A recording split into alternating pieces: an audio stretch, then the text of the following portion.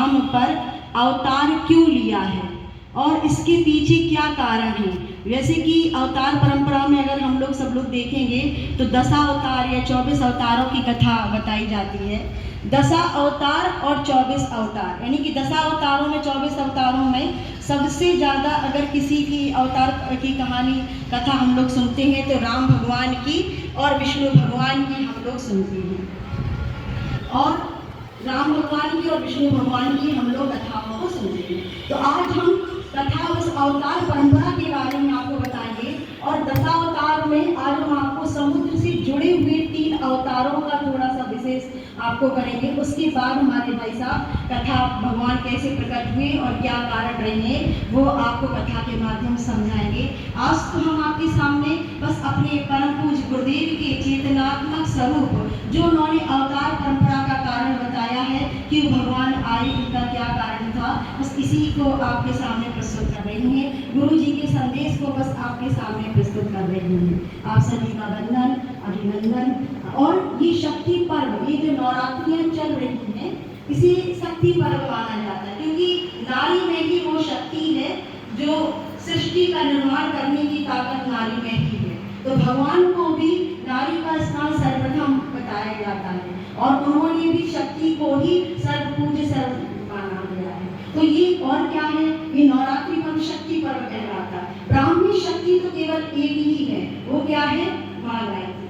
गायत्री को आदि शक्ति भी कहा गया है। वो क्या है, वो दुर्गा है, वो महाकाली है, वो महालक्ष्मी भी है। उसी महाशक्ति के ये सभी विविध रूप हैं। अतः नवरात्रि में अगर हम आप सभी लोग माँ गायत्री की साधना करें तो इसे हमारे गुरुदेव ने सर्वोपरि बताया है, क्योंकि गायत्री ही आज की सृष्टि का आधार है। ब्रह्मा जी ने जब सृष्टि की रचना करने का सोचा तब आकाशवाणी में उन्हें गायत्री मंत्र का ही, उन्हें आकाशवाणी से वो गायत्री मंत्र ही प्राप्त हुआ था, जिसके आधार पर उन्होंने इस सृष्टि की रचना की। तो ये सृष्टि का आधार है। ऐसे ब्राह्मण में कहा गया है, क्या कहते हैं, गयान त्रायते सह गायत्री, यानी कि जो गए यानी कि प्राणों का त्राण करे, यानी कि प्राणों की रक्षा करे, वो होती है गायत्री।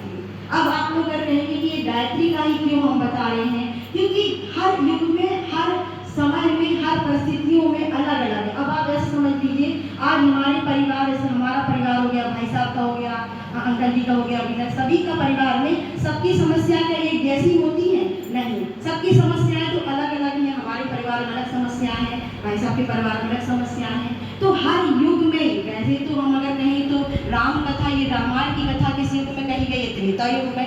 तो फिर श्रीमद् भागवत कथा का क्यों मतलब इसमें आन पड़ा, क्यों उन्होंने ऐसा किया? भाई राम कथा तो बड़ी सर्वोपरि है, उसी से काम चल जाता। लेकिन फिर भी श्रीमद् भागवत कथा का ऋषि मुनियों ने प्रतिपादन किया।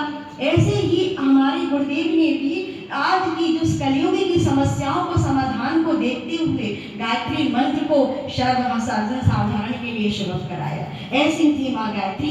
इसीलिए हमारे गुरुदेव ने कहा है कि भगवान राम, लक्ष्मण और भगवान कृष्ण जितने भी अवतार हुए हैं उस समस्या को देखते हुए ही अवतरित हुए हैं।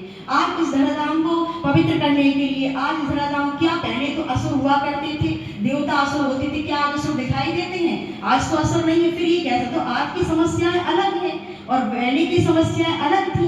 तो इसीलिए हमारे गुरुदेव ने गायत्री मंत्र की साधना के लिए आज बताया है कि गायत्री मंत्र ही आज की समस्याओं का निदान है। कहते ना, कामे देनो सुमे सुर तरु छाया, निराकार की अद्भुत माया, तो मेरी शरण गए जो कोई, करे सकल संकट सो सोई।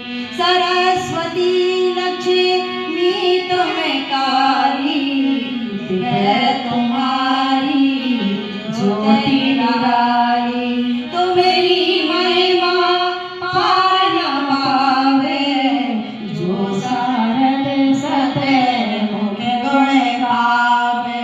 तो गायत्री माता क्या है? कामधेनु है, जो सभी की मनोकामनाओं को पूर्ण करती हैं। आज की समस्याओं को देखकर गायत्री माता की उपासना से हम अपनी समस्याओं का समाधान प्राप्त कर सकते हैं। यही हमारे परम पूज्य गुरुदेव ने संदेश के रूप में हम सबको सुनाया है। अब